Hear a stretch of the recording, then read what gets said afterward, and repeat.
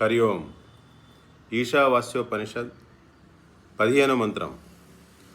హిరణ్మయేన పాత్రేణ సత్యస్యాపిహితం ముఖం తత్వం పూషన్న పావృణు సత్యధర్మాయ దృష్టయే.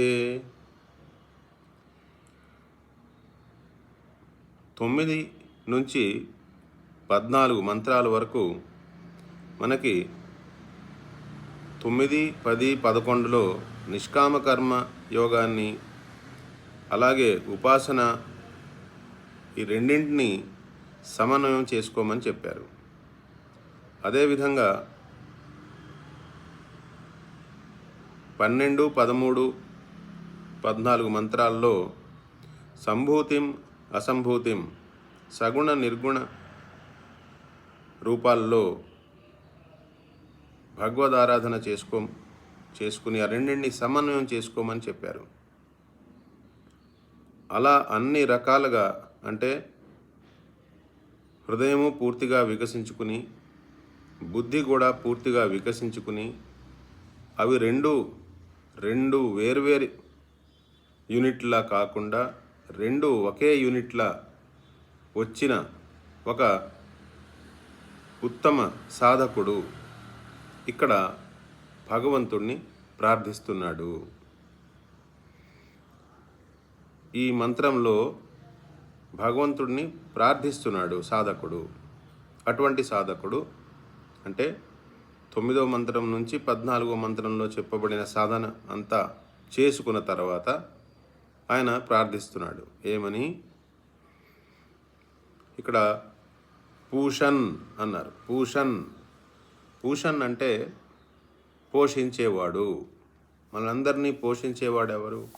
భగవంతుడు.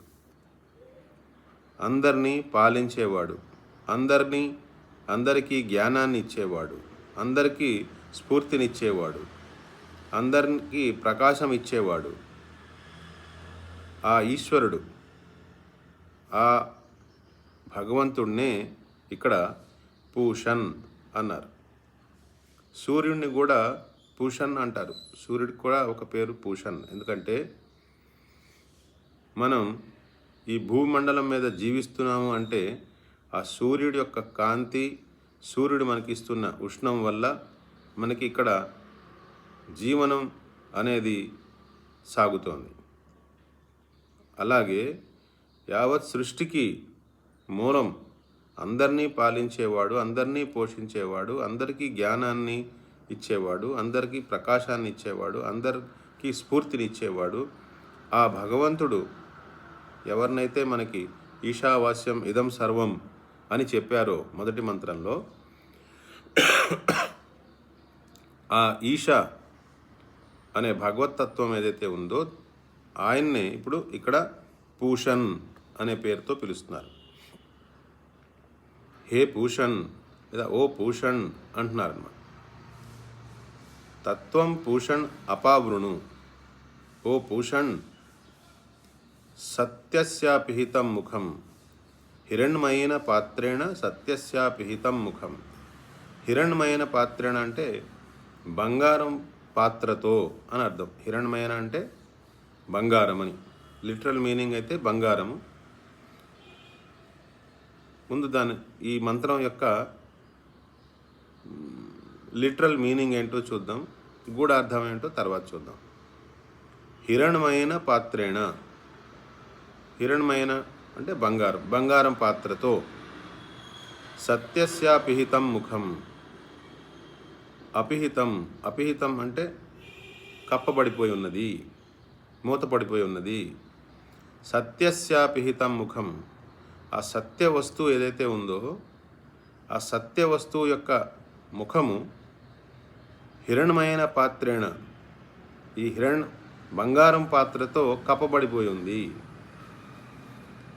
అంటే ఇక్కడ సత్యం అంటే ఎవరు? సత్యం అంటే 3 కాలాల్లో ఉండేది సత్.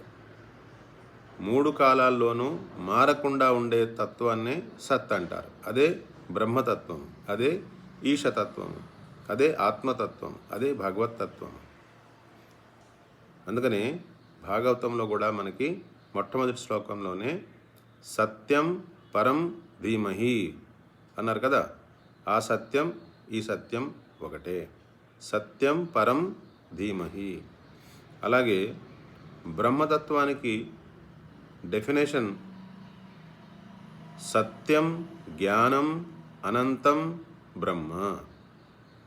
సత్యం అంటే 3 కాలాల్లోనూ ఉండే సత్వస్తు. అది జడమా? కాదు, అది జ్ఞానం. సత్యం జ్ఞానం. అదేమన్నా చిన్నగా ఉందా? అబ్బాబే అనంతం, దానికి అంతులేదు. అంటే మనకి మాండుక్య ఉపనిషత్తులో దేన్నైతే ఓం అని, బ్రహ్మమని, కాల ప్రవాహంలో కనిపించేది అదే, కాల ప్రవాహానికి అతీతంగా ఉండేది అదే అని చెప్పుకున్నామే, అది సత్. ఆ బ్రహ్మ వస్తువే సత్. ఇక్కడేమంటున్నారు? సత్యస్యాపిహితం ముఖం. అపిహితం అంటే కప్పబడిపోయింది. ఆ సత్వస్తువు యొక్క ముఖము కప్పబడిపోయి ఉంది. దేంతో? హిరణ్మయేన పాత్రేణ. ఒక బంగారం పాత్రతో ఈ ముఖం కప్పబడిపోయి ఉన్నది. తత్వం అంటే తత్వం, దానిని ఆ కప్పబడిపోయిన లేయర్ ఏదైతే ఉంది, దేనివల్ల అయితే ఆ హిరణ్మయ పాత్రేణ వల్ల కప్పబడింది కదా, దానిని త్వం అంటే మీరు, త్వం పూషన్, ఓ భగవంతుడా, ఓ ఈశ్వరుడా, ఆ హిరణ్మయన పాత్రేణ అంటే ఆ బంగారు పాత్రం వల్ల ఆ సత్యం యొక్క ముఖం కప్పబడిపోయి ఉంది. మీరు కొంచెం నా యందు దయతలిచి ఆ అడ్డుని తీసేయండి. నేనెవరిని? తన గురించి చెప్తున్నాడు. సత్యధర్మాయ దృష్టయే అంటే నేను చూడాలనుకుంటున్నాను, నేను ఆత్మ సాక్షాత్కారం చేసుకోవాలనుకుంటున్నాను, బ్రహ్మ సాక్షాత్కారం చేసుకోవాలనుకుంటున్నాను, నేను భగవద్ దర్శనాన్ని కోరుకుంటున్నాను. కాబట్టి మళ్ళీ తన గురించి ఒక అడ్జెక్టివ్ అనమాట. తన గురించి ఏం చెప్పుకుంటున్నారు? ఆ సాధకుడు ఏం చెప్పుకుంటున్నాడు? సత్యధర్మాయ, నేను సత్యధర్మ అంటే సత్యవ్రతుడు, సత్యం మీద నిష్ఠ ఉన్నవాడు.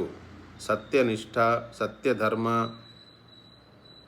సత్యవ్రత సాధకుడు యొక్క డెసిగ్నేషన్స్ అన్నమాట. అంటే అంత సత్యం ఏంటో తెలుసుకోవడానికి అంత కమిట్మెంట్ ఉన్నవాడు. అంటే తనకు కూడా తెలుస్తోంది, నాకు ఆ సత్యం తప్ప ఇంకేమీ అవసరం లేదు, నచ్చట్లేదు. మనకి కఠోపనిషత్తులో కూడా వస్తుంది,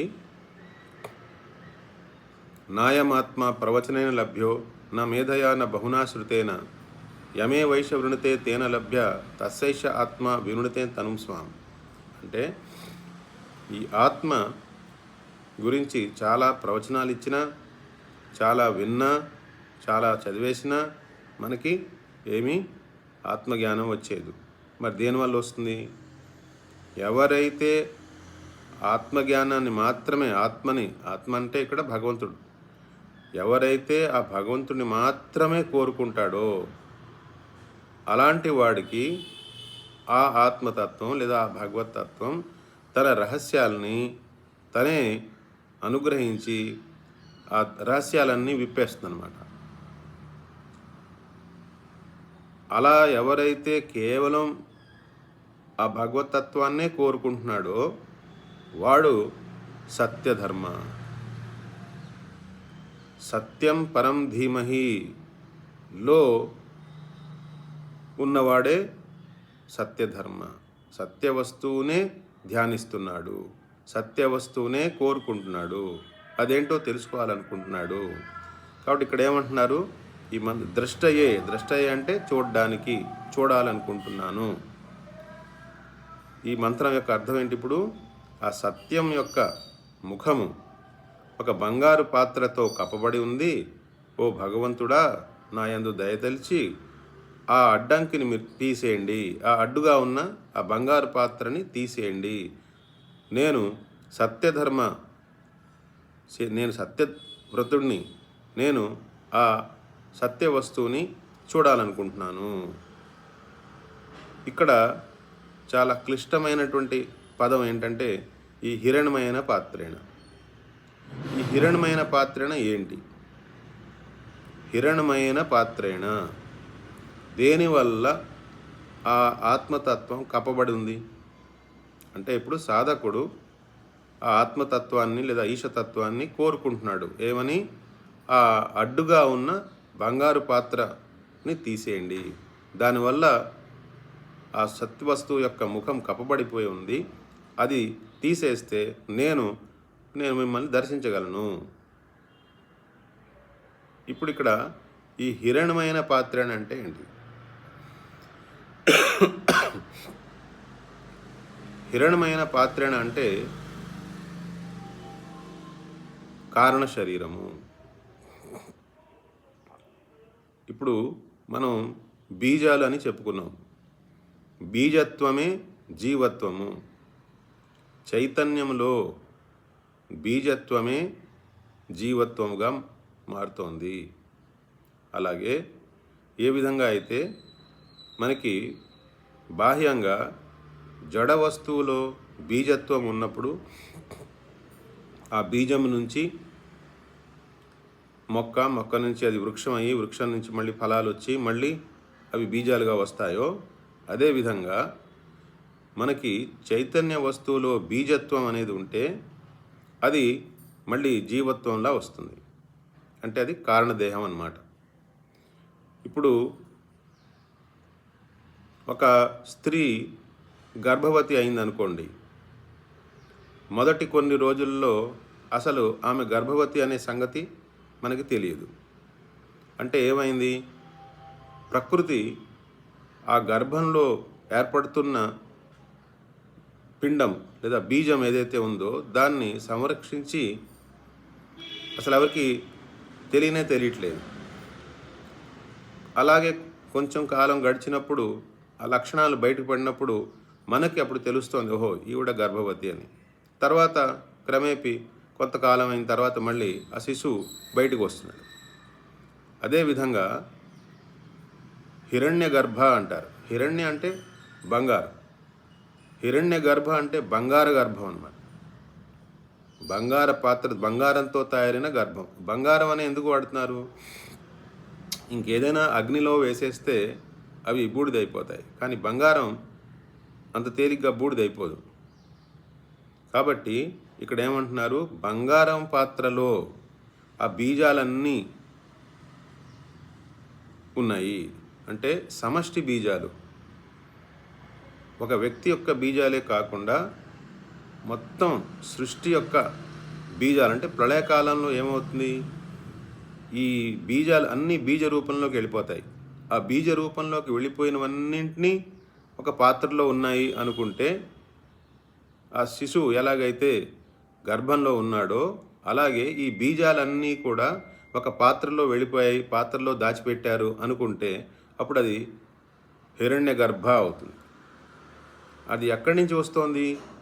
ఆ బ్రహ్మతత్వములోనే ఈ బీజాలన్నీ, సమష్టి బీజాలన్నీ ఒక దగ్గర ఉన్నాయి. ఆ బీజాలు ఉండడం వల్ల ఏమవుతుంది? మళ్ళీ సృష్టి, స్థితి, ప్రళయం వచ్చేస్తుంది. ప్రళయంలోంచి మళ్ళీ ప్రళయకాలంలో అన్ని బీజ రూపంలోకి వెళ్ళిపోయి మళ్ళీ సృష్టి కాలంలో మళ్ళీ అంతా బయటకు వస్తుంది. అది ఎలా జరుగుతోంది అంటే, మనకి జాగ్రత్త, స్వప్న, సుషుప్తి అవస్థలు ఎలాగున్నాయో అలాగా మనకి సుషుప్తి అవస్థలోకి వెళ్ళినప్పుడు, మనం సుషుప్తి అవస్థలోకి వెళ్ళినప్పుడు మొత్తం అంతా మన వ్యక్తిత్వం అంతా బీజ రూపంలోకి వెళ్ళిపోతుంది. మళ్ళీ స్వప్నంలోకి వెళ్తే ఇంకో లోకం వాళ్ళు వేసుకుంటుంది. మళ్ళీ జాగ్రత్తలోకి వచ్చేస్తే ఈ సృష్టితో మనం కనెక్ట్ అయిపోతున్నాం. అంటే ఏంటి? మనం ఎప్పుడు బీజత్వం జీవత్వం, బీజత్వం జీవత్వం, బీజత్వం జీవత్వం ఇలాగే ఆసిలేట్ అవుతున్నాం. కానీ దానికి పైన ఇంకేముంది అది మనం తెలుసుకోవట్లేదు.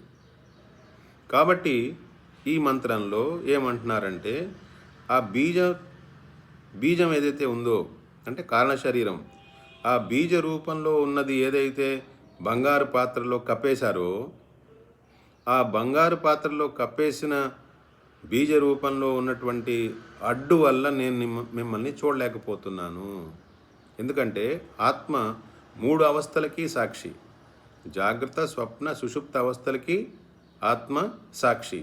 అంటే వ్యక్త రూపంలో ఆ తలంపులు, ఇంద్రియ గ్రాహ్యమవుతున్న వస్తువులు మనకి స్థూల దేహంతో కనిపిస్తున్నప్పుడు అది జాగ్రత్త అవస్థ. అలాగే తలంపులు, ఇంద్రియాలు పనిచేస్తూ ఒక సూక్ష్మదేహం మనకు ఉన్నప్పుడు అది స్వప్నావస్థ.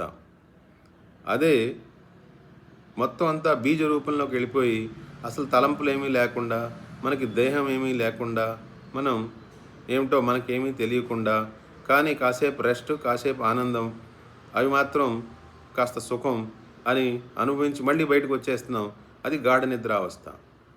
ఆ గాఢ నిద్రావస్థలో బీజ రూపంలోకి వెళ్ళిపోయింది, మళ్ళీ వ్యక్త రూపంలోకి వచ్చేస్తున్నాయి స్వప్నంలో లేదా జాగ్రత్తలో. కాబట్టి ఆత్మ ఈ మూడింటికి ఎప్పుడూ కూడా అతీతంగా ఉన్నది. ఈ మూడింటికి అతీతంగా ఉన్న ఆత్మతత్వాన్ని సాధకుడు తెలుసుకోలేకపోతున్నాడు. కాబట్టి ఇక్కడ ప్రార్థిస్తున్నాడు ఏమని? ఆ కారణ దేహం ఏదైతే ఉందో అదొక బంగారు పాత్రలా ఉన్నట్టుంది. అందులో బీజాలన్నీ ఉన్నాయి. అది మళ్ళీ మళ్ళీ బయటకు వస్తోంది. మళ్ళీ మళ్ళీ అందులో సృష్టి, స్థితి, ప్రళయం బాహ్యంగా జరుగుతున్నట్టు, అంటే సమష్టిలో సృష్టి, స్థితి, ప్రళయం జరుగుతున్నట్టు మనలో కూడా జాగ్రత్త, స్వప్న, సుషుప్తి జరిగిపోతున్నాయి. నేను మాత్రం ఆత్మతత్వాన్ని దర్శించలేకపోతున్నాను. కాబట్టి ఓ భగవంతుడా, ఆ బీజత్వం ఎక్కడైతే ఉందో అది, ఆ బీజత్వం వల్ల వచ్చిన అడ్డు ఏదైతే ఉందో అది మీరు తీసేయండి. అంటే ఏంటి? ఏమని కోరుకుంటున్నాడు? ఆ కారణ శరీరాన్ని దాటి వెళ్ళిపోవడానికి ప్రార్థిస్తున్నాడు. కారణ శరీరాన్ని తీసేయమంటున్నాడు సాధకుడు. అది ప్రార్థన. నేను సత్యవ్రతుడిని, సత్యధర్మ ఆత్మతత్వాన్ని తెలుసుకోవాలి, చూడాలనుకుంటున్నాను. ద్రష్టయే చూడాలనుకుంటున్నాను. ఓ భగవంతుడా, నీ రూపాన్ని నేను చూడాలనుకుంటున్నాను. నీకు నాకు అడ్డం ఏంటి? అదిగో ఆ కారణ శరీరం. ఆ కారణ శరీరం హిరణ్యమైన పాత్రను ఎందుకన్నారు? అదేమో బీజ రూపంలో వెళ్ళిపోయినప్పుడు మనకేమీ తెలియదు.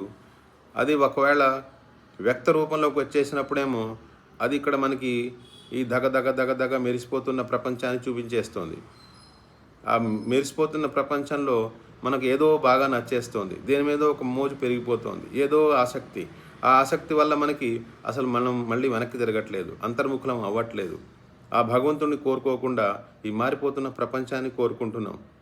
ఇవన్నీ ఆ హిరణ్యమయ పాత్రం యొక్క ఎఫెక్ట్లు అనమాట. అంతవరకు వెళ్ళి ఆ బీజ రూపంలోకి వెళ్ళింది మళ్ళీ బయటకు వచ్చేస్తుంది. అంతేనే కానీ అక్కడ దాకా వెళ్ళింది మళ్ళీ పూర్తిగా తన ఆధారం ఏంటి, తన మూలం ఏంటి, ఎందులోంచి వచ్చాయి ఈ బీజాలు అని ఎప్పుడైనా మనం ప్రశ్నించుకుంటున్నామా? అసలు ఆ బీజం యొక్క అస్తిత్వం ఎవరు క్రియేట్ చేశారు? అది నిజంగా ఉందా లేదా? అది నిజంగా ఉందా లేదా అనే ఫైట్ ఏదైతే ఉందో ఆ ఫైట్నే ఇక్కడ ఒక ప్రార్థన రూపంలో చెప్తున్నారు. అంటే ఇప్పుడు ఉదాహరణకి మనం ఒకవైపు ఉన్నాం, భగవంతుడు ఇంకొక వైపు ఉన్నాడు, మధ్యలో ఏదో అడ్డం ఉంది. ఆ అడ్డంని మనం తీయడానికి ఫైట్ చేస్తున్నాం. ఇటు నుంచి ఫైట్ చేస్తున్నాం. ఇటు నుంచి ఫైట్ చేస్తే ఆ గోడ పడదు. ఎంత ఫైట్ చేసినా పడదు. ఆ గోడ అలా తయారు చేయబడింది. కానీ అటు నుంచి ఫైట్ చేస్తే గోడ పడిపోతుంది. మరి అటు నుంచి ఎలా వెళ్తాం? వెళ్ళలేకపోతున్నాం. కాబట్టి ప్రార్థన. ఏమని ప్రార్థన? ఓ పూషన్, ఓ భగవంతుడా, అందరినీ పాలించేవాడు, అందరికీ జ్ఞానాన్ని ఇచ్చేవాడు, అందరికీ స్ఫూర్తిని ఇచ్చేవాడు, అందరినీ ప్రకాశింపజేసేవాడు, ఓ పూషన్, నేను సత్యవ్రతుణ్ణి. ఆ హిరణ్మయ పాత్ర రూపంలో సత్య వస్తువు యొక్క ముఖం కప్పబడిపోయి ఉన్నది. అది కొంచెం ప్లీజ్ తీసేవా? నేను సత్య వస్తువు ఏంటో, అసలు నువ్వు ఎవరిని, ఈశావాస్యం అంటే ఆ ఈశ ఎవరు అని నేను దర్శించాలనుకుంటున్నాను. దయవుంచి అది తీసేవా ప్లీజ్ అంటున్నాడు అనమాట. అది ఈ మంత్రం యొక్క అర్థం. హిరణ్మయేన పాత్రేణ సత్యస్యాపి హితం ముఖం తత్వం పూషన్న పావృణు సత్యధర్మాయ దృష్టయే. హరి ఓం.